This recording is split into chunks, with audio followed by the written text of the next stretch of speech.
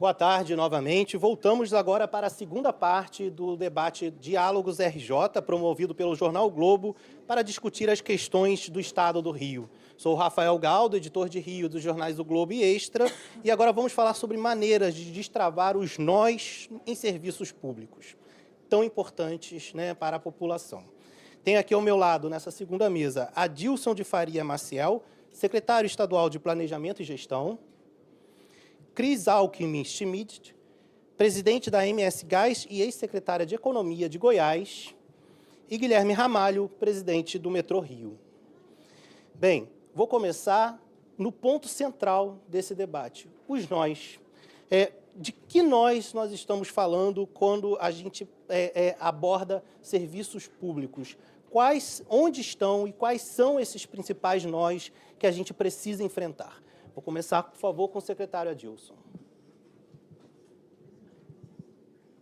Acho que já tá ali. Oi. Bom dia, Guilherme. Bom dia, Galdo, desculpa. Bom dia, Guilherme, Cris, senhoras e senhores. Bem, inicialmente, esses nós, eu acho, são históricos, né? São de décadas e décadas e décadas, e, assim, eu entendo que as últimas gestões vêm com a responsabilidade de destravá-los. Eu entendo que a melhor forma de fazê-los é você investindo no capital humano e, atualmente, na questão dos sistemas e nos avanços de temas institucionais. Aqui no Estado do Rio de Janeiro, por exemplo, através da Secretaria de Planejamento e com o apoio do governador Cláudio Castro, sempre nos permitiu agir transversalmente com todas as secretarias que compõem, órgãos que compõem o Estado, no que diz respeito ao material humano, ao nosso capital humano, nosso servidor. A gente vem buscando sempre a valorização deste, entendeu? Seja com relação ao ambiente de trabalho, mais humanizado, mais confortável, como também a sua capacitação. Criamos em 2023, a Escola de Gestão Pública, um órgão físico e voltado aí a capacitar os nossos servidores, assim como também os servidores de todos os municípios que compõem o Estado do Rio de Janeiro. Porque a gente entende que não adianta você ter... O Estado forte, ele depende também dos municípios fortes. Os municípios bem capacitados, seus servidores bem capacitados, porque sempre vão recorrer ao Estado em busca de recursos ou de melhores oportunidades. E no que diz respeito à questão sistêmica, temos hoje, conversávamos há pouco, várias ferramentas digitais que vêm favorecendo cada vez mais a evolução da administração pública.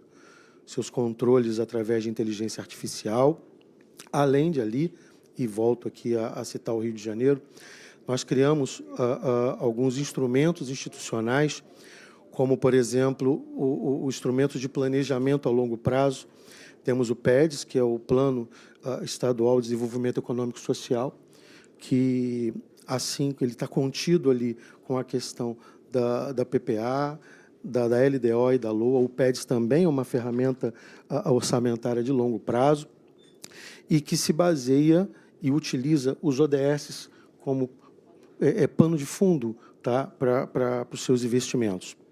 Além disso, temos o Plano de Investimento do Estado do Rio de Janeiro, que concentra ali uma prateleira de projetos que já aptos a serem implementados, aguardando apenas decisão de governo e, naturalmente, a questão dos recursos. E, além disso, aí já tratando de uma outra questão, que são as emendas propostas pelos deputados, que também é uma outra forma de você, de alguma maneira, ali, destravar a administração. Nós criamos o caderno de objetos financiáveis e distribuímos a todos os deputados na Alerj, contendo ali todas as ações possíveis a serem realizadas de acordo ali com os valores destinados a cada deputado para fins de investimento. Então, isso veio a dar mais celeridade e mais eficácia na implementação e na implantação dos recursos. Entendeu? Muito obrigado. Eu vou passar agora a Cris. A gente falou na mesa anterior de insegurança jurídica, né, a questão tributária. Queria saber quais os nós, esses e outros, né, que a gente precisa enfrentar. Bom, primeiramente, muito obrigada pelo convite, o Globo, muito obrigada à audiência, meus colegas que estão aqui na mesa, tenho certeza que será aqui um momento de muito diálogo, como o próprio nome diz, né? Você perguntou assim, os nós, né? São vários, mas eu vou começar com o originário. Sou para que as pessoas me conheçam, sou ex-secretária de Fazenda, de Planejamento e Orçamento, é a Secretaria de Economia, isso que engloba, do governo de Goiás, né, do estado de Goiás. O nó central do Brasil, seja da União, estados e municípios, é o fiscal. Então, esse é o nó principal. Nós temos um gasto de obrigatórias extremamente elevado. Você pode pegar um melhor estado, que talvez seja Espírito Santo, que tem as contas muito controladas há muito tempo, desde a gestão de Paulo Artung, e estados com uma situação mais delicada.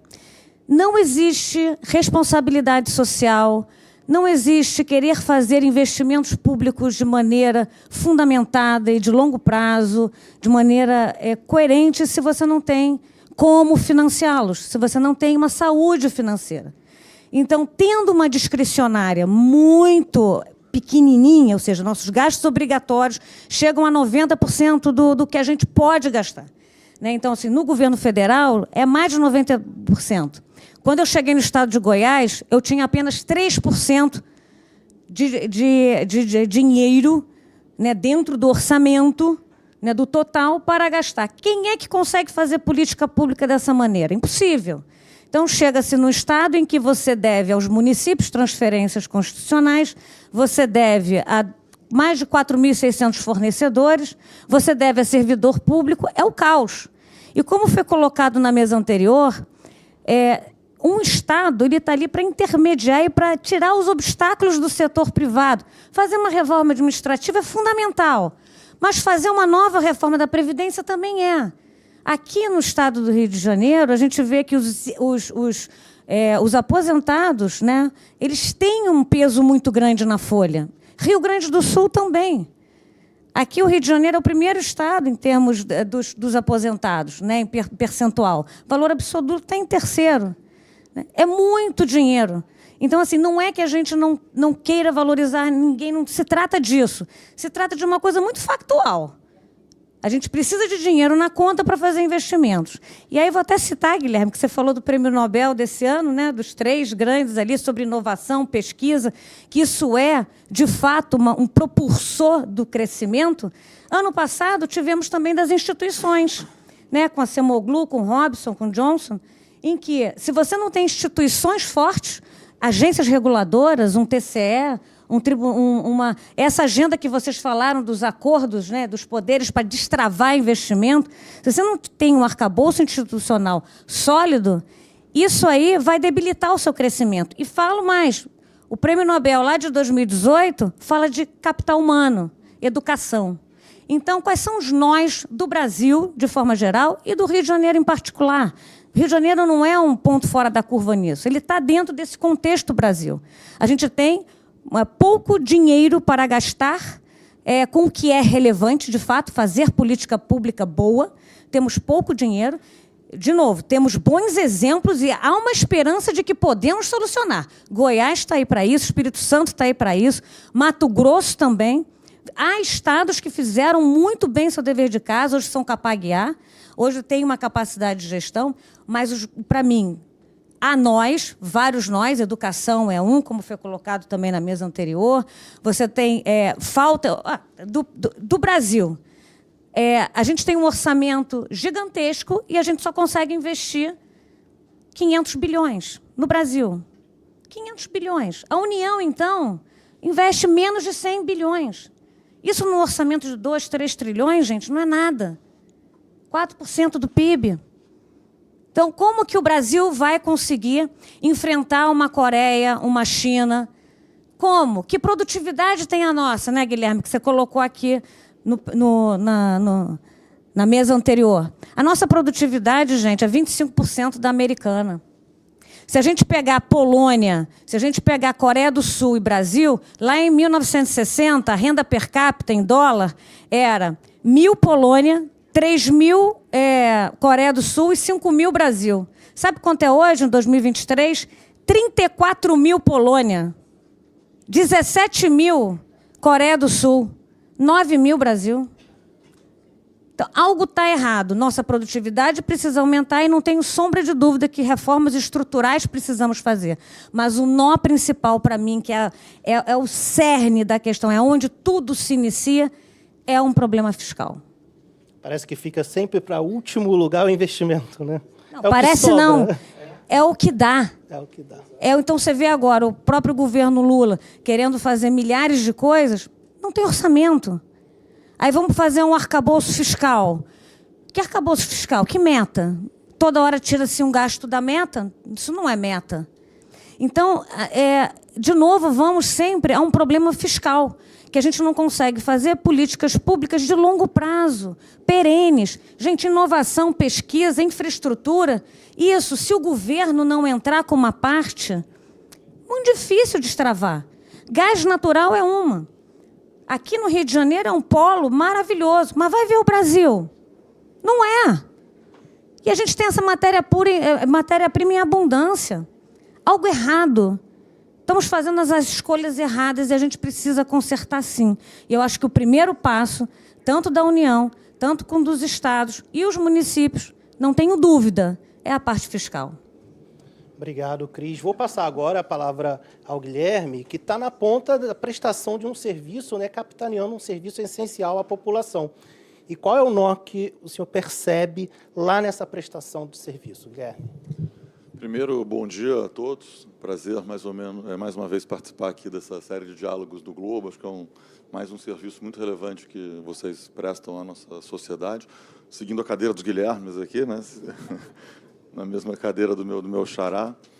E antes de entrar diretamente na sua resposta, primeiro eu queria só fazer um comentário, que eu concordo assim, integralmente com a sua abordagem. Obviamente, nós temos uma crise fiscal, até comentava aqui na escada com a Dilson que talvez a função dele seja a mais difícil do estado do Rio de Janeiro. Acho que o Rio, sim, é um simulacro do que acontece no Brasil, mas com particularidades que tornam a situação ainda mais dramática. Mas eu vou, sem discordar, assim, um centímetro da sua colocação, o cerne do problema é no limite fiscal. Acho que a gente tem que tentar fazer um debate, entendo que o comentário, a bandeira que o Guilherme claramente defendeu aqui da reforma administrativa vai nessa linha.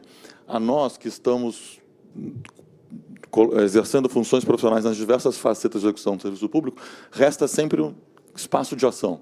Acho que o caso aqui do sistema metroviário é óbvio que nós temos a principal crítica que se faz ao sistema metroviário no Rio de Janeiro é a sua baixa extensão territorial e a dificuldade de investimento perene, a ausência de uma política de Estado de investimento constante em infraestrutura, que, em última instância, vai resvalar no fiscal.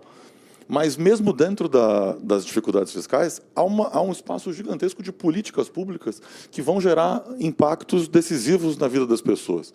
E essas escolhas, eu só estou querendo fazer um contraponto, um sentido até um pouco mais otimista, que a gente também não pode, atrás da dificuldade fiscal, achar que não há o que se fazer. Porque há. Não, eu não estou querendo apresentar uma discordância, pelo contrário. Mas mostrar que a nós cabe encontrar o espaço de ação.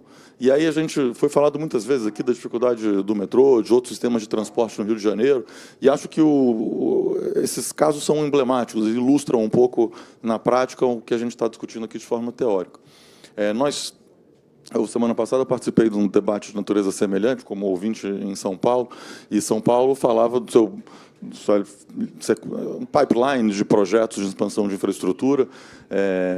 A gente olha e fala, o que a gente tem que fazer para chegar nesse ponto, né? É um Estado com capacidade de endividamento, um Estado com capacidade de investimento, trabalhando na elaboração de projetos, oferecendo para os investidores uma visão de longo prazo, aperfeiçoando, concessão após concessão, o seu arcabouço. Isso vai gerando uma política constante de investimento. Aqui no Rio de Janeiro, voltando, a gente não está nesse ponto. A gente está no ponto diametralmente oposto. Um ponto de...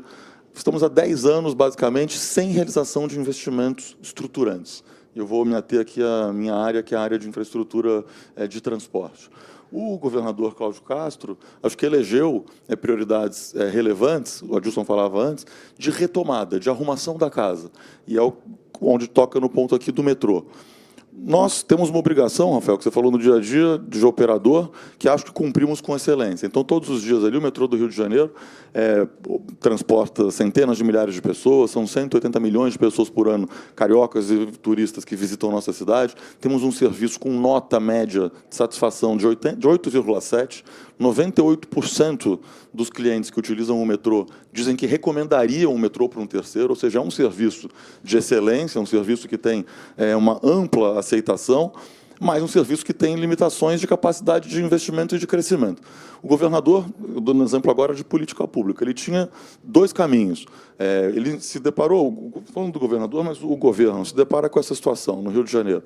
O sistema de barcas tinha um contrato nos seus anos finais, sem interesse de renovação por parte do concessionário incumbente e ausência de investimento em muitos anos. O sistema de trens urbanos foi amplamente debatido aqui também no painel anterior, com uma série de carências estruturais, necessidades de investimentos e de estruturação. E o sistema metroviário sem investimento há 10 anos, porque envolto num imbróglio judicial, regulatório, com mais de 40 ações em discussão, empresas, Tribunal de Contas. Se você não toma uma decisão, aí eu quero trazer o aspecto assim, do gestor público. Se o gestor público não tem capacidade de ter prioridade, se não há no gestor público coragem decisória, nós tendemos a entrar numa fase de ampla apatia, que é o que eu observo muito hoje, assim, não só, não estou falando mais de Rio, mas em Brasil. Faltam incentivos para a tomada de decisão do gestor público. Muitas vezes, a decisão mais fácil do gestor público no Brasil hoje é o não fazer nada. É esperar passar o mandato dele, esperar passar o tempo dele, ele vai ser substituído, às vezes são 2 anos, são 3 anos, são 4 anos. A gente tem que cada vez mais valorizar, Rafael, enquanto sociedade, aceitar a tomada de decisão. Mas quando tem um presidente do Tribunal de Contas aqui à mesa, falando que a visão que guia o tribunal é a visão do consenso, uma visão de atuação lateral com a administração, é uma atuação que visa o aprendizado institucional, que visa dar condições de conforto para que o gestor público possa exercer sua atividade de fim de tomar decisão, acho que a gente começa a ter alguma espécie de otimismo. Porque é apenas este cenário que permite que problemas como esse do metrô, como este das barcas, como o da Supervia que o governo está trabalhando, sejam resolvidos. O gestor público tem que ter espaço para tomar decisão. Eu estou há alguns anos aqui no Estado, faltava esse espaço. E eu não critico o gestor público, porque muitas vezes, se o que prevalece é uma visão punitivista, a gente tem uma estrutura de incentivos colocada para a não tomada de decisão.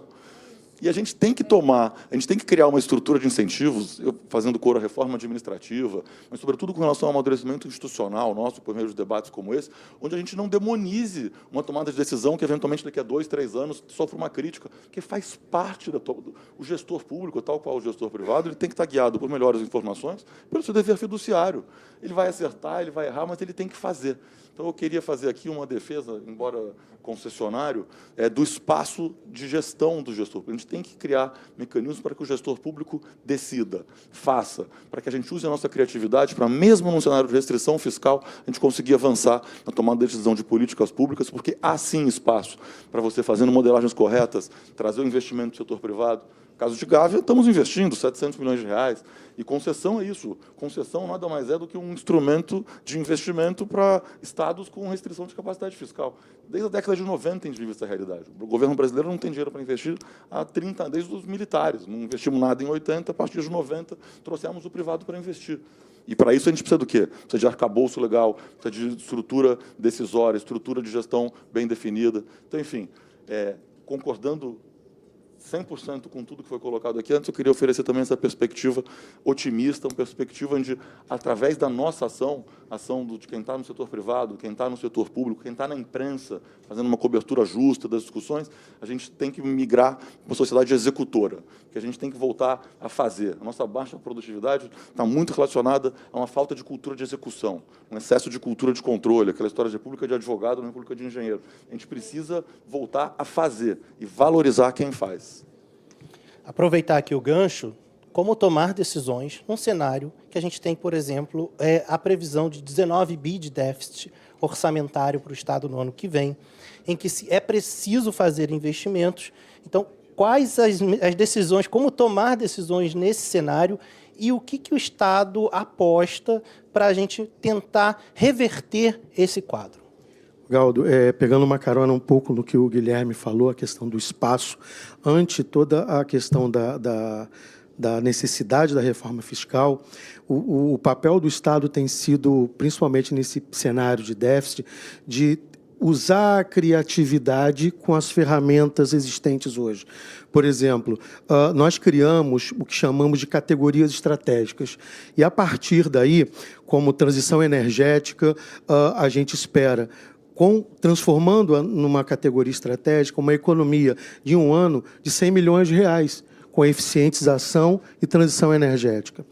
Outra coisa, nós criamos o almoxarifado virtual, ou seja, é uma forma de contratação do poder público onde ele não precisa alocar os seus recursos imediatamente e, sim, o faz na medida da sua necessidade. Com isso, a gente consegue o quê? Comprar com valores mais em conta, entendeu? E o que nos dá aí uma economia, nos 2 anos, em torno de 100 milhões. E com um detalhe, o Rio de Janeiro passou aí por questões de tragédias climáticas, como o caso de Petrópolis e tal. E o que nós fizemos? Criamos também, dentro do almoxarifado virtual, um almoxarifado para situações de emergência. Então, tomara que isso não aconteça, não precisemos utilizar, mas quando acometido de alguma tragédia climática, a gente já tem ali, em estoque de forma virtual, todos os insumos necessários para auxílio à população atingida naquela região. Então, além disso, e parece pouco, Guilherme e Cris, só mesmo num sistema de compra concentrada de passagens aéreas, nós tivemos uma economia de cerca de 11 milhões de reais em um ano. Locação de veículos, pasmem, em torno de 300 milhões. Então, assim, é uma forma que a gente tem, ou que vem encontrando, tá, de enfrentar o déficit através dessas criatividades, utilizando a tecnologia a nosso favor e, é lógico, otimizando o gasto. E aí, pegando só uma carona no que o Guilherme trazia aqui com relação aos incentivos, sob o olhar do planejamento, tá, e não sob o olhar fazendário, nós encomendamos à FGV um estudo, junto com a Secretaria de Desenvolvimento Econômico, olhando para um rio, ou planejando um rio, sem os incentivos fiscais. O que nós temos de melhor no Rio de Janeiro, que possa ser já implementado agora, volto a dizer, sob o olhar do planejamento, para suportar, tá, quando da reforma em 32, aí, a partir daí, sem contar com os incentivos fiscais. Quais são as linhas que o Rio de Janeiro tem, ou as propostas, dependendo da sua região, que possam aí suprir essa questão da falta dos incentivos fiscais? Então, assim, é um estudo que já foi iniciado pela FGV, em parceria com o planejamento e com o desenvolvimento econômico, olhando o Rio para frente, para o futuro. E, é lógico, gestão precisa ser feito já agora, e aí o governador Cláudio Castro vem atuando forte nessa questão da gestão. Quando você vê um Rio de Janeiro que tinha uns restos a pagar em 19 bilhões, quando o Cláudio Castro assume o governo, e hoje nós temos praticamente nada. Então, assim, a gente vem trabalhando, e mais uma vez, pegando carona na questão do Guilherme, em fazer uma gestão, e como o recurso é pouco, o que o governador decidiu? Vamos retomar obras. Essas obras estruturantes, com grande apelo e significado para a população, e que estão inacabadas. E assim foi com a Ponte da Integração, um importante elo de ligação de Campos à região metropolitana, até mesmo em razão lá do Porto do Açu, enfim. A Ponte da Integração ela estava há 40 anos. Dois municípios vizinhos que você sim, precisava dar uma volta de 40 quilômetros. Exatamente, exatamente. O próprio MIS, né, que é um cartão postal ali em Copacabana, anos e anos parado, e, segundo o próprio Nicola aqui afirmou, a gente vai estar entregando aí em fevereiro. Dentre tantas outras que a gente vem observando a sua relevância, e vamos entregar, vamos concluir e vamos entregar, porque é a capacidade atual de investimento do Estado. A Cris falava aqui da discricionariedade, e, de fato, num orçamento como o do Estado do Rio de Janeiro, o percentual de discricionariedade é 3%, 4%. A gente está falando de 16 bi entre custear toda a máquina e ainda tentar sobrar alguma coisa para você investir. Então, quando a gente tem aí uma economia de 100, 200, 300 milhões, num olhar simplório pode não parecer nada, mas eu consigo retomar uma obra.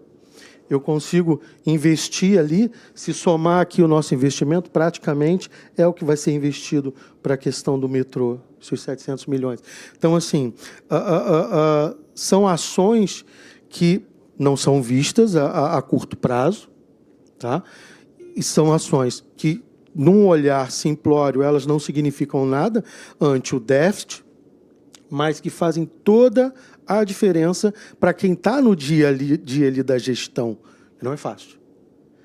A gestão num Estado com déficit, apesar de todo o esforço do governador, dos secretários da pasta, e a gente começar um ano passado, por exemplo, com um déficit de 9 bi e terminar o ano com 0 de déficit contábil, não é moleza. Entendeu? Então, assim, o esforço está sendo feito, principalmente ali na gestão do dia a dia, para que consigamos aí ultrapassar essa barreira, seja com relação à questão fiscal, seja como o próprio déficit posto, como está na LOA para 26. É aquele trabalho que a gente faz em casa também, com o nosso orçamento, né? Vai tirando aqui e ali para adequar ao que a gente precisa fazer. Cris tem a experiência do governo, né, do poder público e da iniciativa privada. E aí, Cris, queria perguntar o que é preciso para fazer acontecer quando você está diante de uma secretaria como a de Economia de Goiás. Tá, joia. Antes disso, deixa eu fazer comentários aqui que eu acho oportunos, né? Eu também concordo com o que vocês estão falando, tá? Então, assim, não foi um contraponto, não. Uma coisa sobre a mesa anterior, e um pouco respondendo a sua pergunta também, de maneira tangencial aí, o secretário anterior, Nicola, havia comentado de outorga, né? Eu tenho uma postura em que eu acho que, quando a gente faz uma concessão ou uma privatização, o melhor para o Estado é que este ente que vai entrar vai prestar um serviço melhor e mais eficiente para a população. Quem tem que estar no número 1 é a população. E aí eu vejo que a cobrança de outorga, eu particularmente não gosto muito desse modelo. Veja bem, hoje no jornal mesmo, estava num dos jornais, que eu leio 4 jornais, num dos jornais estava dizendo que o cafezinho do aeroporto, ele é caríssimo, e é ele que está bancando um pouco lá os aeroportos, porque estão, acho que, no desequilíbrio contratual. Veja bem, nós, consumidores, que vamos andar de avião, quando chegamos nos aeroportos, compramos um café, tomamos um pão de queijo, pagamos 50, 60 reais. Isso porque tem outorga. Quando você cobra uma outorga de uma concessionária, eu agora estou passando por uma revisão, uma antecipação da revisão da concessão. Se nós tivermos que pagar uma outorga, e o governador tem claro, portanto, o governador provavelmente não vai cobrar uma outorga, porque ele sabe que, em vez de eu estar fazendo investimento para poder levar gás natural, no meu caso, para a maior parte da população, eu vou ter que estar pagando outorga. É um dinheiro de curto prazo no bolso? É. Mas se fosse o chefe do executivo, eu não cobraria outorga de absolutamente ninguém, nenhuma concessionária, porque a minha função objetivo não é incorporar... De novo, voltamos à parte fiscal, repara. Porque quando, em geral, você cobra outorga, é quando você está com um problema de caixa e você precisa daquele dinheiro para gastar ali, né? Mas, muitas vezes, aquele dinheiro que chega acaba sendo diluído, não em investimento, mas em outras searas. Aumento de folha é uma delas. Então, assim, outorga, para mim, eu acho que assim, o gestor tem que pensar na população. População em primeiro lugar. Então, eu tenho uma certa implicância com o modelo de outorga, e falo de forma geral. Não é aqui do Rio, não é de Goiás, não é de Mato Grosso do Sul, não é do Brasil, é de tudo. Acho que esse modelo, o gestor deveria pensar 2 vezes, porque ele vai encarecer, ou seja para a concessionária fazer seu investimento, seja para o consumidor que vai estar consumindo aquele serviço, né? Outro ponto que eu queria comentar é sobre a boa atitude do governo do Rio de Janeiro em retomar as obras. Eu acho que essa é uma excelente atitude, em vez de fazer novas frentes e abrir novas obras e fazer para dizer que estou botando a minha marca. Cara, olha a população. Vamos acabar com as obras inacabadas. De fato, isso faz todo sentido. E quero parabenizar aqui o governo por ter tido essa iniciativa. E outra iniciativa que eu fiz, com ajuda, total apoio do governador Ronaldo Caiado, quando eu estava em Goiás, foi fazer acordos com os poderes. Justamente, Guilherme, para fazer isso que você comentou, destravar as coisas. Então, lá, como eu era secretária do Planejamento, Orçamento e Fazenda de um governo que estava completamente falido, nós éramos o 4º pior estado em situação fiscal do Brasil, Capag C indo para D, e hoje somos Capag B+, transparência aqui, só para te dar um dado, nós éramos no ranking pela STN de transparência fiscal e contábil. Nós estávamos em posição 22 em 2019, passamos a 1º lugar no Brasil em 2021 e ficamos até hoje, estamos lá com esses procedimentos. Por quê? E aí vamos a algumas coisas que eu acho que poderiam ser levadas em consideração. Uma que foi falado muito nessas mesas todas, transparência. Transparência. A outra, pegar bons benchmarks. Eu nunca tive problema. Ah, Rio de Janeiro está fazendo isso de bom? Cara, vou copiar. Ah, isso aqui está fazendo de bom? Vamos copiar. Eu copiava absolutamente tudo que podia ser copiado e que não podia. Aí eu sentava, agora eu tenho que pensar nisso aqui, porque precatórios, que é um grande problema da União, não sei se é o problema daqui, mas os precatórios de Goiás, eu praticamente terminei com os precatórios, acabei com o mercado secundário de precatórios, eu e minha equipe, e com o governador Ronaldo Caiado, obviamente, tá? Com todo um apoio. Então, o que eu quero trazer um pouco aqui é que há esperanças. Fundos, que todo mundo adora um fundo. Um fundo para tomar para si. Você pega o orçamento do governador, aí fala assim, não, agora eu vou pegar um fundinho aqui. Não, agora eu vou fazer um fundo. Né? Porque eu quero, desse orçamento, pegar um pouquinho para mim. De 43 fundos que tinham em Goiás, eu eliminei mais da metade. Ficaram apenas os constitucionais, aqueles que eu era obrigada a ter, e alguns outros que aí também não ia conseguir. Nós desvinculamos os fundos, entendeu? Isso. Tem que desvincular o orçamento. Desvincula o orçamento. E outra, renúncia fiscal, que foi colocado aqui, previamente aqui na mesa pelo secretário, que é uma dificuldade. É muito difícil você conseguir cortar. Goiás, em 2019, eu cortei 20% das renúncias fiscais. Nossa, eu quase fui apedrejada. Então, eu sei o que é de tirar renúncia fiscal. A reforma tributária vai acabar com isso, o Guilherme comentou aqui, sai da produção, vai para o consumo, você termina com isso. Agora, um alento para você que você está preocupado, contratou estudo da FGV, etc. Mas é o seguinte, que bom, porque é minha escola, né? Fiz meu doutorado lá, então tá bom.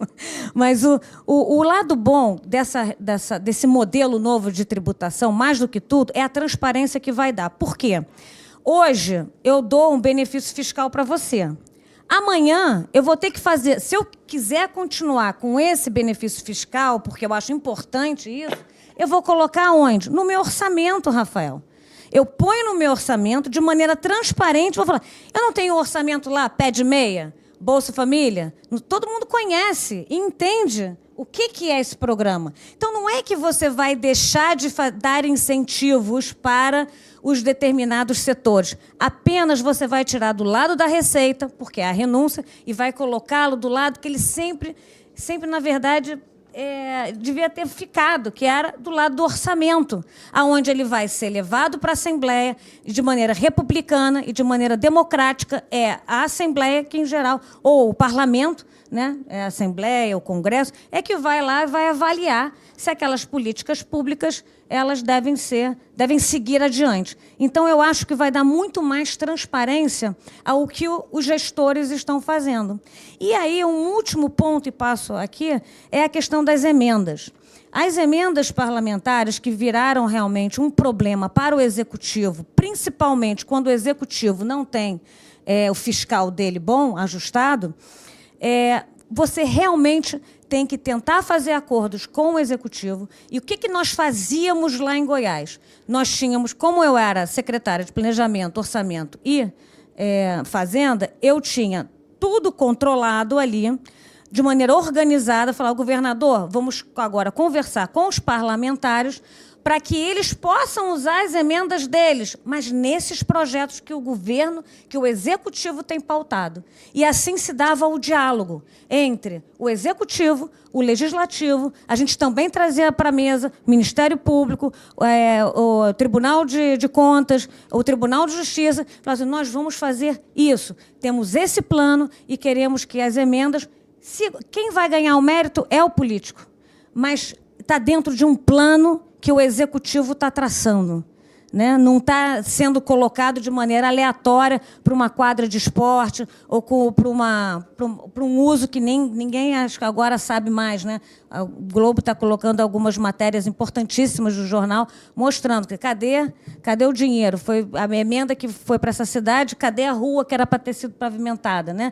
Então, assim, eu acho que isso dá um controle maior, porque aí o Executivo que tem esse plano e você traz todos os poderes ali. Foi isso que nós fizemos em Goiás, acho que foi uma boa experiência, e não tenho sombra de dúvida que, dado o que eu ouvi aqui da mesa anterior, eu não tenho dúvida que isso também poderia ser uma prática, se já não é, tá? Hoje nós temos o caderno de objetos financiados. Exato. Facilita muito. Facilita, exato. É isso.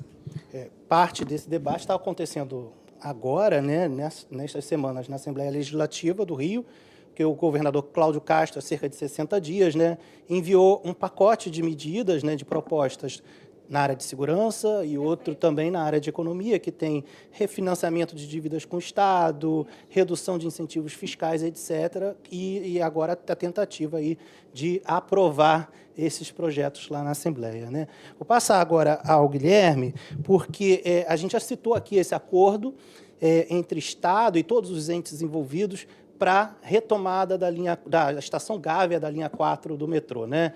Guilherme, eu queria que você explicasse como que foi costurado esse acordo e o que isso pode destravar outros processos. Maravilha. Acho que é um bom caso concreto para a gente começar a ilustrar isso que a gente está discutindo. O metrô do Rio de Janeiro, até abril desse ano, eu vou dar um passo ainda mais atrás. O metrô do Rio de Janeiro foi criado nos anos 70, um empreendimento 100% público, uma empresa controlada pelo Estado, e até 1998 o metrô foi administrado inteiramente por essa empresa estatal. Em 1998, o sistema de metrô no Rio foi concedido. Foi concedido o sistema existente, que era compreendido pelas linhas 1 e 2 numa dimensão menor do que elas têm hoje, e concedido por uma empresa, que é o Metrô Rio, que é a empresa que eu represento hoje, que seria responsável pela operação e manutenção.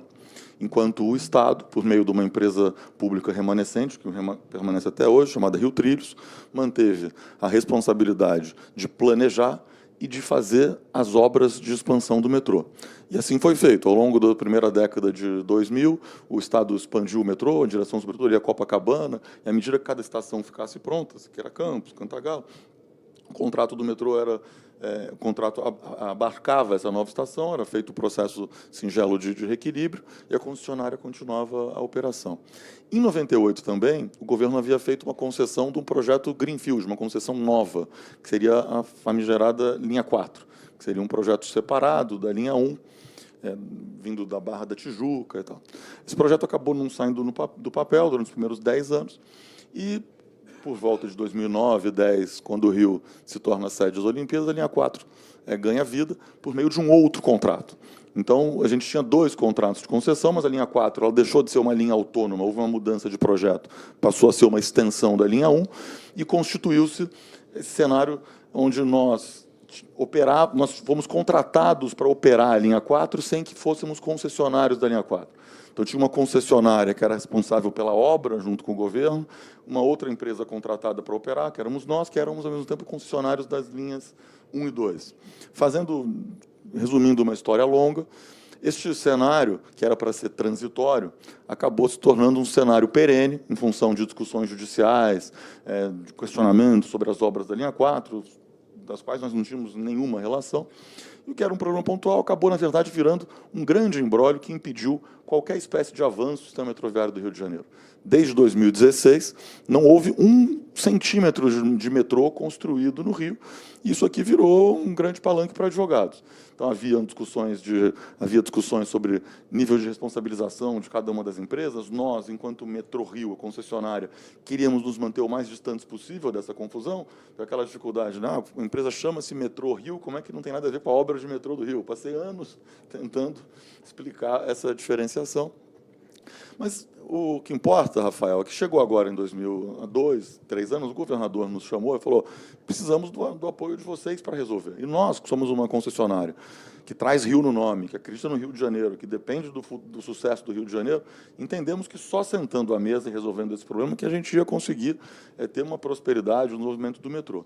Então, fizemos um acordo onde nós concordamos, em resumo, em assumir a execução da obra, em fazer um aporte de recurso financeiro nessa obra que não era nossa, mediante uma condição muito clara, uma condição que este acordo fosse abrangente, que incluísse um Tribunal de Contas, Ministério Público, fosse homologado pela Justiça, envolvendo todos os órgãos de governo, todas as empresas participantes.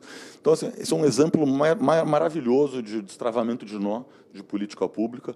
Todos os órgãos, todas as empresas, de alguma maneira, abriram mão de posições históricas em prol de um acordo que beneficiou, que possibilitou a retomada do investimento no Rio de Janeiro. Então, do ponto de vista concreto, temos um benefício de curto prazo e palpável, que é a retomada da obra da Gávea, que está em andamento, vai ser entregue em 2, 3 anos, mas a obra está a pleno vapor. Mas, muito mais que isso, e esse é o ponto que eu acho que é importante simbolizar num debate como esse, eu tenho convicção de que esta obra significou a retomada do investimento. Por quê? Temos agora um contrato de concessão único, unificado, com segurança jurídica, clareza regulatória, clara divisão de risco, um cenário que eu não tenho dúvida que permite o investimento. Ele permite a financiabilidade desses sistemas, permite que o Estado possa fazer novos arranjos de investimento e construção, que o Estado possa investir em projetos e permite que o Estado possa desenvolver políticas públicas que permitam também a viabilidade desses projetos. Então, só para mostrar como a política pública é complexa. No limite, essa política pública aqui é uma responsabilidade constitucional do Estado do Rio de Janeiro de prover o sistema de transporte de passageiro na região metropolitana. Ele, para executar esse serviço, optou pela delegação por meio do regime de concessão por uma empresa privada. Mas isso não é o fim. Por trás, a gente ainda tem, a gente comentava aqui antes de entrar, temos uma política de... Qual vai ser a política de precificação? O contrato prevê uma política de price cap, mas estamos inseridos dentro de uma região metropolitana, que tem a concorrência de outros modais que não são administrados pelo Estado. Então, qual é o desafio hoje? O desafio é avançar nessas outras facetas. Porque, por exemplo, enquanto Estado e Prefeitura não têm um planejamento, e não é questão deste governo, historicamente, os serviços, os sistemas foram sempre planejados de forma completamente separada. Isso gera ineficiência. Isso faz com que a Prefeitura, quando olha o sistema de transporte, olhe o sistema de transporte compreendido apenas pelas linhas de ônibus, pelo VLT e pelo BRT. Que o Estado, quando olha, enxerga apenas metrô, supervia e trem. Isso faz com que haja concorrência. Nós temos hoje no Rio de Janeiro linhas de ônibus paralelas e concorrentes ao sistema de trilhos, de trens urbanos, o sistema de metrô, o sistema de barcas. E essas linhas recebem recurso público para subsídio da tarifa.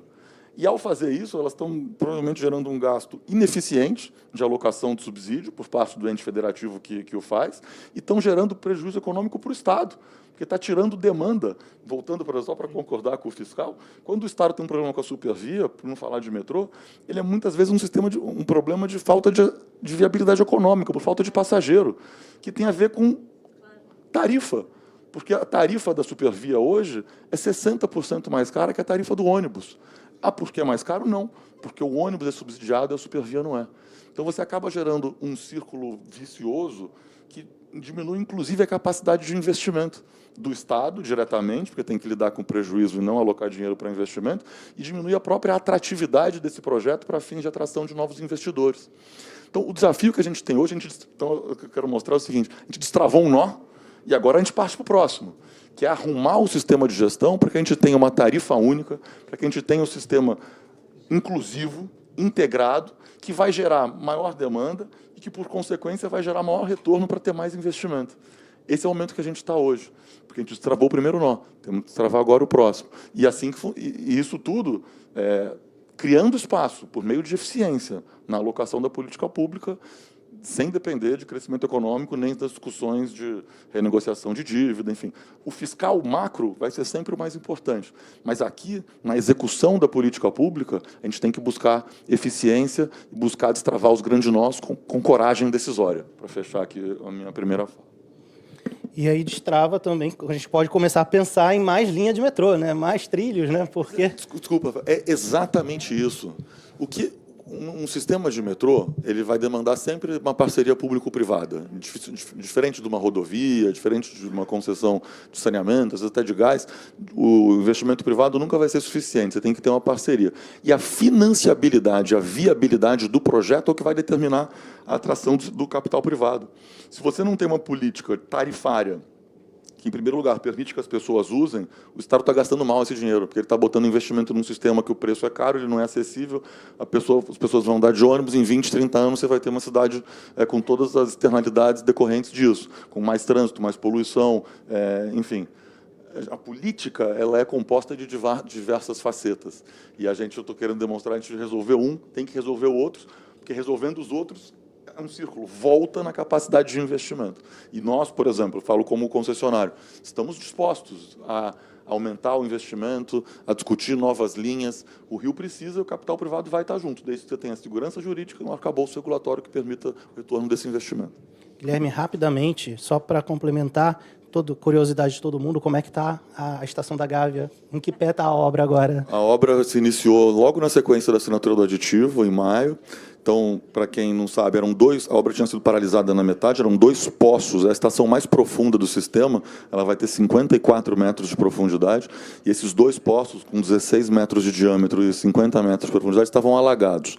Então, nós estamos agora no momento de retirada dessa água, esse processo vai ser concluído nas próximas semanas, e a partir do mês que vem, de novembro, a gente inicia a fase de obra civil com detonação, aquela obra mais perceptível para a comunidade vizinha, mas a obra está andando, retomada do investimento a pleno vapor, em 2028 será entregue. Vamos lá acompanhar, né? A gente faz esse Você foi lá com o poço cheio, tem que ir depois agora quando estiver vazio. Vazio. Não, sim, é uma obra paralisada há 10 anos, numa região super densa, né, secretário? Então, assim, é uma outra faceta da tomada de decisão pública e outro resultado tangível ali desse processo, que acho que foi muito meritório por parte de todos os entes envolvidos. Agora eu quero trazer aqui um tema que a gente já tratou aqui transversalmente, mas eu queria focar agora nesse tema, que é a modernização, digitalização dos processos, como que isso pode trazer mais eficiência e ajudar a destravar esses nós, secretário? Como o Nicola já havia colocado no painel anterior, nós avançamos muito com essa questão da digitalização. Hoje, o Estado do Rio de Janeiro, o ranking nacional, é o 2º colocado, né? E, assim, temos várias ferramentas já em utilização hoje e que nos permite aí um avanço até mesmo no controle das despesas, um avanço também naquilo que a gente chama das compras centralizadas, que é o plano de compra anual, que o Estado vem fazendo. Em determinado período, a gente abre um sistema e coloca para que as secretarias ali estabeleçam quais são os seus critérios, quais são as suas demandas para o ano vindouro, e ali a gente já estabelece todo um planejamento para a aquisição e compra desses itens que, na sua maioria das vezes, são os itens comuns às secretarias.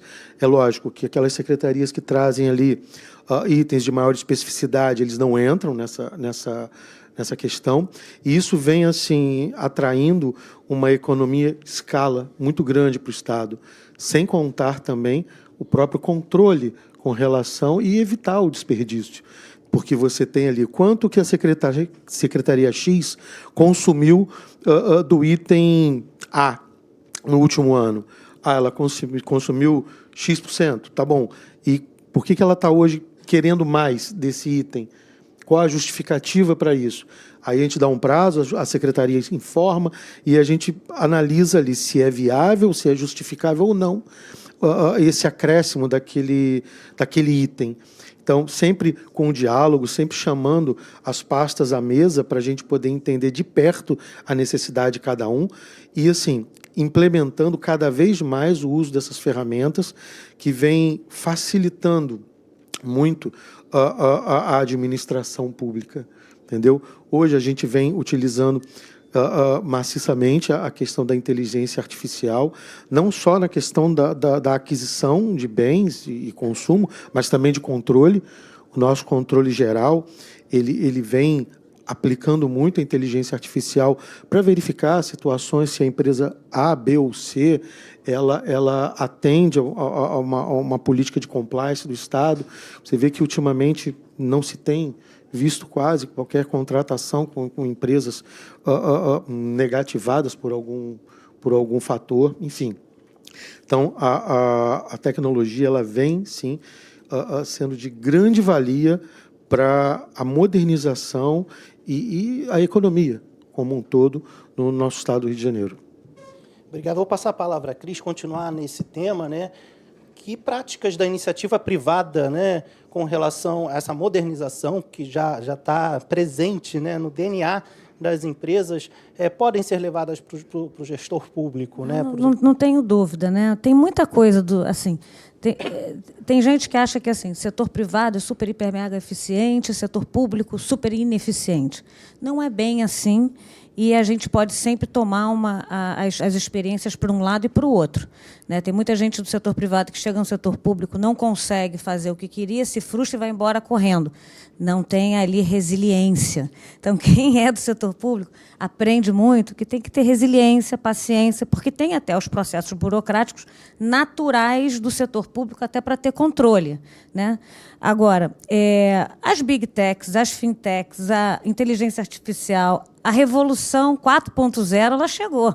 Ela já chegou há algum tempo e a gente tem que se acostumar com ela. Agora, mais do que tudo, antes de você sair comprando qualquer coisa, software, para implementar, porque o fulano fez, o ciclano fez, você tem que mapear o seu processo. Então, a primeira coisa que a gente tem que fazer, seja numa empresa, ou seja no governo, a gente tem que mapear o processo para entender o que a gente, de fato, precisa e em que dimensão precisa. Eu preciso de uma coisa enorme ou eu posso comprar uma coisa menorzinha? Né? Porque aí você também tem o gasto que você tem com aquilo. Mas deixa eu só voltar a uma outra coisa que eu não queria deixar de falar aqui, que eu acho que é um dos grandes desafios do Rio de Janeiro, em particular. Eu estava lendo um dado outro dia, e só na cidade, eu imagino que você possa fazer também uma extrapolação para o Estado, mas na cidade você tem aproximadamente 6 milhões de pessoas e 22% dessa população está em comunidades mais carentes, né? Então, você tem no Rio de Janeiro algo que não necessariamente você vê em alguns outros estados, que é um desafio adicional, em que você tem realmente uma discrepância de distribuição de renda muito forte aqui. E aí a pergunta que um gestor que está olhando para aquela configuração de sociedade, né, e vai falar assim, que política pública eu vou dar preferência? De fato, é desafiador, né? Aí você falou no teu painel anterior do Jardim de Alá, né? E tem o Parque de Realengo, né? Quer dizer, são dois bairros diferentes, né? E aí a pergunta é, para onde que eu vou ter o meu olhar maior? Para o Parque de Realengo ou para o Jardim de Alá? É um desafio, porque você, no fundo, quando você não tem um problema fiscal, que aí voltamos ao nó, que é o nó de tudo, né? Você pode colocar pesos diferentes e fazer investimentos em tudo que você deseja. Com tecnologia, né, de maneira digital, cada vez mais, porque isso traz eficiência, traz produtividade. Mas você tem que realmente fazer uma escolha. E, às vezes, trazer o setor privado para junto. Eu acredito muito nessa modelagem, porque é uma modelagem que vai ajudar todo mundo. De novo, o foco deve ser a população, né, e não a burocracia. E não assim, eu vi muito quando a gente estava discutindo a questão da reforma tributária que teve agora, a reforma tributária do consumo, eu participei ativamente, porque eu estava junto com o Banco Mundial nessa reforma. E o que eu mais vi, eu era alguns advogados, até falando dos advogados, os advogados com uma discussão falando, e o federalismo para um lado, e o federalismo para o outro. Aí nós, economistas, né, aí a gente olhava, poxa, vem cá, qual é o teu objetivo final? O teu objetivo final não deveria ser trazer o melhor bem-estar para a população? Então, vamos pensar, essa reforma, ela é boa ou ela não é? Ela aumenta a produtividade da economia, ela não aumenta? Ela vai trazer ela vai parar com essa guerra fiscal ou ela não vai? Ela vai tirar a complexidade do empresário para poder investir ou não? O que a gente quer, né? Então, às vezes, eu acho que a gente se perde em algumas perguntas erradas e ficamos nós discutindo sobre coisas erradas. Eu acho que o foco, mais uma vez, né, realmente o Estado ele pode e deve ajudar muito. E eu vou colocar aqui, mais uma vez, o Estado do Espírito Santo como exemplo, porque eu acho que ele avançou tanto em tantos quesitos que vale a pena a gente olhar para ele como um exemplo. Né? Não só para ele, mas outros também. Mas eu acho que é isso. Voltando à digitalização, é para trazer aumento de produtividade, não tenho dúvida, traz para o setor privado, não tem por que não trazer para o setor público, e a reforma administrativa, para mim, tem que contemplar isso. Então, assim, fazer emaranhados de concursos públicos, cuidado, porque depois vai virar inativo. E aí é a capacidade do Estado que não vai conseguir lidar com isso. É melhor ter menos servidores ganhando bem do que ter um monte ganhando mal. Então, assim, porque o dinheiro é único. Né? Você pega essa mesa aqui, o orçamento é essa mesa. Você pode botar muita gente ganhando pouco ou pode botar pouca gente ganhando melhor. Né? Então, o que a gente vai querer? O que a gente quer como sociedade? Então, trazer a digitalização é fundamental. E, como último ponto, só para fazer também um lado muito positivo do Brasil, falando bem do Brasil nesse sentido, eu acho que nossa, nós temos o Pix. Vai em qualquer outro lugar do mundo. Vê como a gente é elogiado. Vamos ter o Drex daqui a pouco. Tem o Open Finance. Eu acho que o Brasil, a gente abre o celular, tem ali, o INSS está ali, você tem a carteira de identidade ali, você tem a carteira de motorista ali. Então, se é algo que o Brasil tem ido para uma vertente boa, é a digitalização. E aí os estados também, como aqui o Rio de Janeiro está, como colocou bem o secretário aqui, mais uma vez elogio o Rio de Janeiro por essa também iniciativa, todos os estados ali também estão seguindo essa via da digitalização, mas o secretário falou muito da parte do Estado, né, que realmente melhora muito a burocracia mesmo. Mas eu acho que, de novo, eu volto ao ponto o nosso brasileiro, né? O nosso fluminense, o nosso carioca, o nosso paulista, a gente tem que olhar para o cidadão, né? Então, dá isso para o cidadão, pega um celular e você pode viajar, que você vai ter todas as carteiras ali. Estou com um problema na carteira carteira de trabalho. Entra ali, está ali, minha carteira. Então, assim, essa facilidade que o Estado dá para o cidadão, de novo, eu acho que deve ser o foco de toda essa digitalização. É como é que a gente pode prover um serviço melhor à sociedade. Então, essa é a visão, para mim, de um chefe de executivo. Como é que eu posso fazer isso? Não só do chefe de executivo, mas de toda a burocracia, né? De todos os poderes de forma geral. E, no final das contas, qualidade de vida também, né? Com certeza. Você vai economizar numa fila, né, de um banco, por exemplo. E outra coisa, falando do transporte, que é o dele, né? Eu acho que tem algumas coisas que melhorariam a vida de tanta gente. Vou citar duas: saneamento e transporte. Gente, 2 horas do seu dia, como foi colocado na matéria que a gente leu, né? Se você tira isso do cidadão e ele faz com que ele... Claro que ele vai ficar mais produtivo. E ainda mais ele vai ficar mais feliz, porque ele vai estar fazendo algo que não é ficar dentro de um metrô, de um ônibus, de uma barca, né, para chegar no seu serviço. Então, transporte, ter uma eficiência em transporte, não tenho dúvida que é um papel fundamental do Estado, assim como eu acho que também a parte de prover alguns serviços essenciais para as comunidades que tiveram menos oportunidade. E a gente falando aqui de saneamento e transporte, né? 2 temas que acabaram sendo centrais aqui do nosso debate. Guilherme, eu queria... Aqui, a gente está chegando ao fim desse painel, né? Mas antes das considerações, uma última pergunta ao Guilherme. Nos transportes, olhando para o mundo, essa interseção entre o privado e o público, que a gente pode trazer, né, como a gente estava, olhar os bons exemplos, o que a gente pode trazer de modelos e aplicar aqui, e que outros modelos a gente mesmo está desenvolvendo no Brasil e podem ser aí replicados em outros lugares? Olha, Rafael, muita coisa.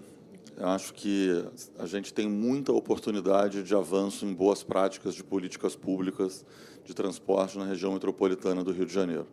Como eu falei, essa característica principal que nós temos aqui é essa falta de integração no planejamento, sobretudo entre o Estado e as prefeituras integrantes da região metropolitana.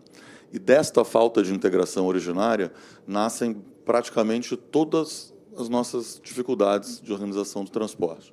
Então, se eu pudesse sugerir assim, uma medida urgente, é que o Estado e as prefeituras da região metropolitana criem um fórum adequado para a definição do planejamento de linhas, da política tarifária, da lógica de integração física. É absolutamente ineficiente que nós tenhamos políticas de investimento que não sejam ancoradas num planejamento integrado. O nosso pouco recurso acaba sendo investido de forma pouco eficiente. E esta é uma realidade que se impõe a praticamente todas as regiões metropolitanas do mundo. E sobram bons exemplos, tanto no exterior como no Brasil. Se você vai para qualquer grande cidade europeia, dessas que a gente vai, se maravilha, Madrid, até num outro evento aqui, o presidente do metrô de Madrid falou, em 1988, eles fizeram o que eu estou defendendo que o Rio faça agora. Estado, os nomes são diferentes, mas a comuna e a prefeitura, e as prefeituras criaram uma instância de gestão integrada da região metropolitana que define as políticas tarifárias e a transformação na qualidade de vida, nos índices de desenvolvimento econômico, no emprego, porque o impacto da capacidade de circulação das pessoas a partir no comércio, no desenvolvimento econômico e social é brutal. Eu sempre chamo a atenção, quem circula aqui no centro do Rio, de como a população de moradores de rua diminui no fim de semana. Isso é porque muitas dessas pessoas têm casa, mas não têm dinheiro para ir e voltar todos os dias. O sistema de transporte, hoje eu até me recebi um estudo, está no Nexo, eu estava lendo aqui antes de vir para cá. É um estudo que foi feito em cima da realidade de São Paulo, mas que é até melhor que a nossa. Como a estrutura de transporte nossa é uma estrutura propagadora da desigualdade social. Porque aqui, toda grande cidade da América Latina, a população periférica é a população mais pobre. E a gente penaliza a população com um transporte pior e mais caro. Então, a gente, assim, tem muito que aprender, Rafael. Eu cito primeiro esse ponto da integração do planejamento, que vai se desdobrar na integração tarifária, na integração física, e que isso vai significar a capacidade adicional de investimento. No Brasil, Belo Horizonte faz isso, Salvador faz isso, São Paulo, em alguma medida, faz isso, só que só a gente que não faz. Então, a gente precisa fazer. Acho que há um consenso entre os representantes do Estado e da Prefeitura, e nós, como operadores aqui, fazemos muito gosto de que essa integração ocorra. É um problema de décadas que vai gerar muitos frutos para a gente. Muito obrigado. A gente vai chegando aqui ao final de mais essa mesa do Diálogos RJ. Vou passar a considerações finais com aquele otimismo, né? Assim, desatados os nós, o que a gente pode esperar, esses nós desatados, o que nos traria de benefício? Por favor, secretário. Bem, em primeiro lugar, gostaria de agradecer a oportunidade, o Galdo, o Globo, o Extra. Aqui temos a Cris, foi um prazer enorme conhecê-la. O Guilherme, a gente já topou algumas vezes em mesas de discussão. Enfim, eu acho que isso é um ambiente extremamente positivo e traz aqui questões propositivas. E como a Cris falou aqui agora, não vamos olhar para um Brasil tão negativo. A gente tem muita coisa boa, muita coisa que está posta e que eu entendo. E, assim, a palavra que mais foi dita hoje aqui, se não me falha a memória, planejamento. Planejamento. A mesma frase que o Márcio Pacheco, um querido amigo, presidente do Tribunal de Contas, falou aqui, eu ouvi do governador Ratinho, que ele diz o seguinte: quem planeja tem futuro, quem não planeja tem destino. Eu acho que isso é muito apropriado. E os gestores precisam ser disruptivos. Eu acho que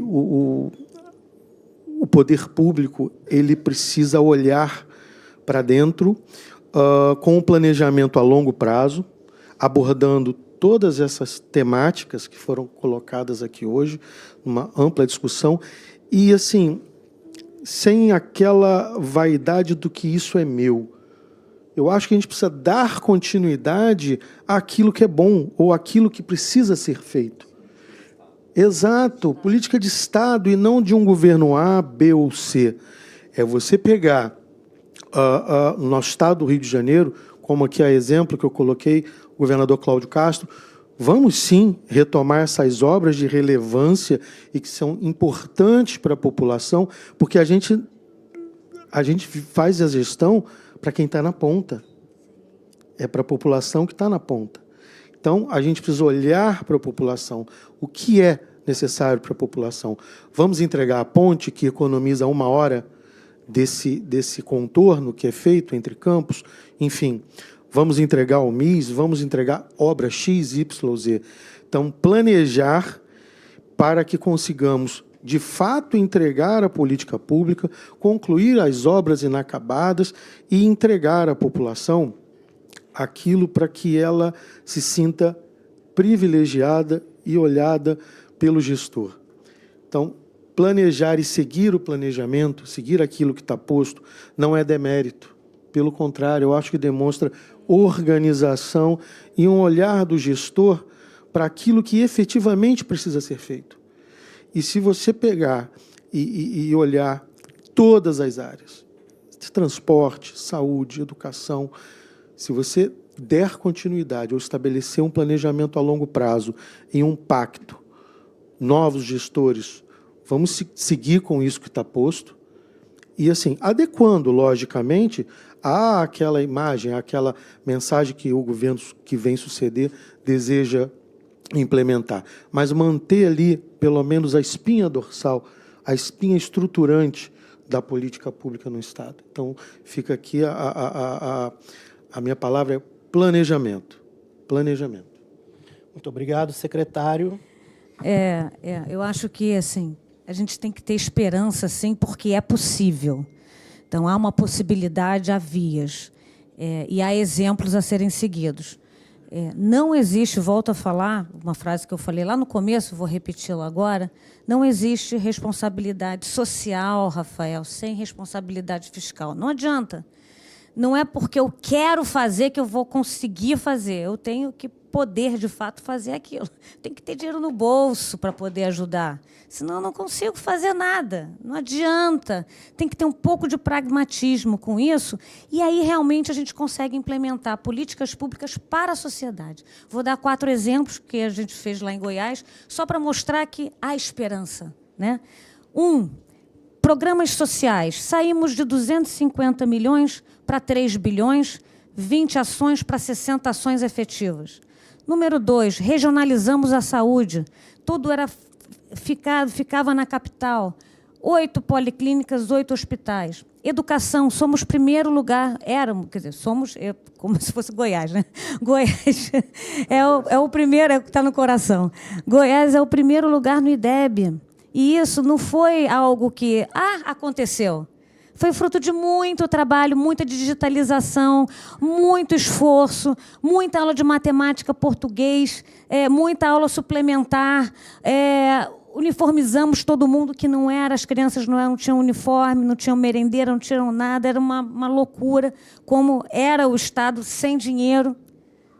E investimentos em infraestrutura, que saímos de 200 milhões para 1 bilhão de maneira consistente. Então, queremos realmente fazer coisas efetivas?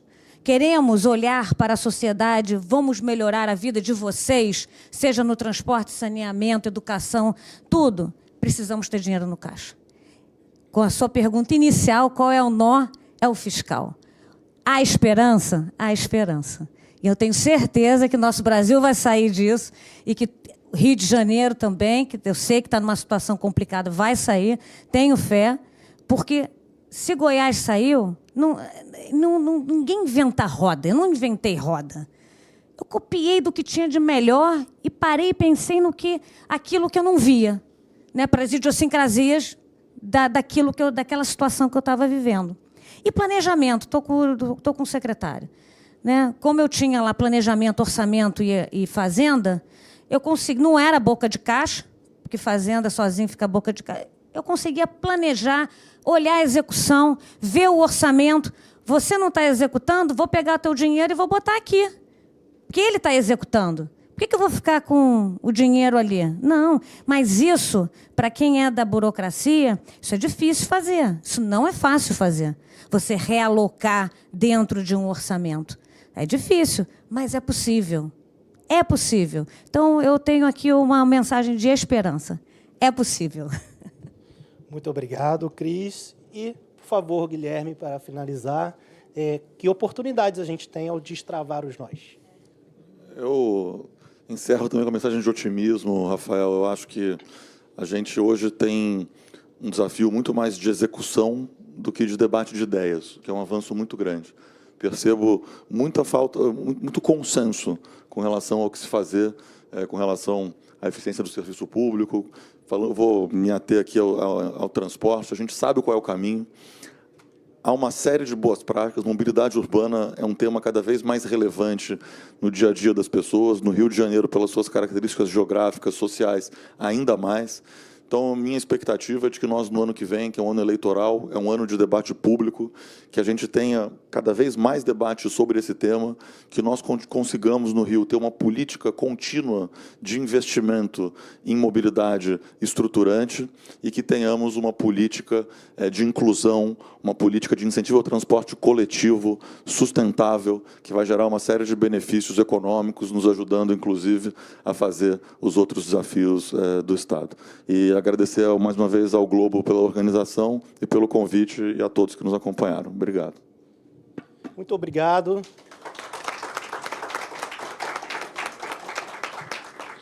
Chegamos ao final do evento, querendo bater mais papo, conversar mais, mas gostaria de agradecer a todos os participantes, né, ao público presente, quem nos assistiu também online, no Facebook, no YouTube dos jornais. Este Diálogos RJ é uma realização do Jornal o Globo e quem gostou do conteúdo pode ir lá nessas redes para compartilhar com seus amigos, comentar também e dar a sua opinião sobre o que a gente ouviu aqui, propostas, ideias de como a gente tornar essa gestão pública mais eficiente. Muito obrigado mais uma vez a todos, foi um prazer tê-los aqui e até a próxima, né?